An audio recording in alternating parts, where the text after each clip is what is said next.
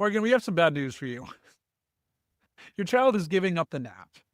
Yeah, if it's Two and a been half is not a crazy age for that to happen.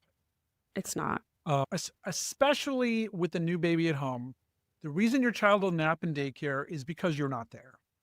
And your child wants to spend time with you, especially with the new baby around. And they're kind of getting ready to give up the nap, right? Like, I would wager also on that if the child is napping, the daycare bedtime is probably a little bit later in a scenario like this.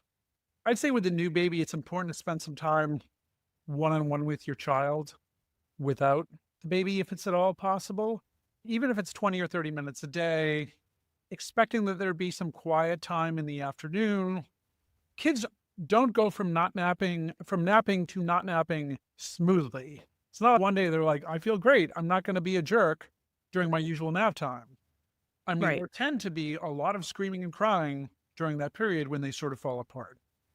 Yeah, and I would say too, if it's been going on for that long, nap regressions, I hate the term regression, but nap regressions do happen. They can coincide with things like a new daycare or a new baby or something developmental. But if it's been going on for 2 months, that's tricky. I agree. I always recommend that one-on-one time, 20, 30 minutes quiet time instead of trying to force something that's only causing distress at this point.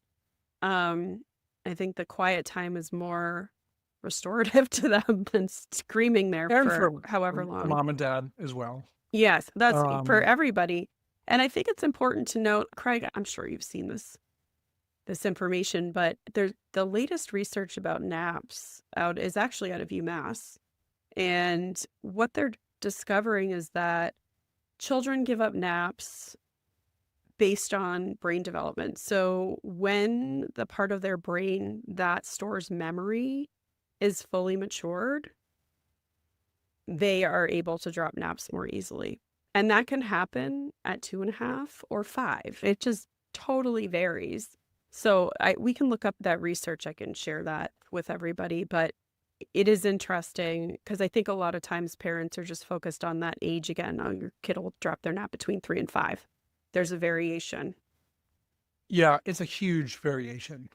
Yeah, no, that's interesting. I have not seen that, but it makes sense. So, yeah, the struggle is real, Morgan.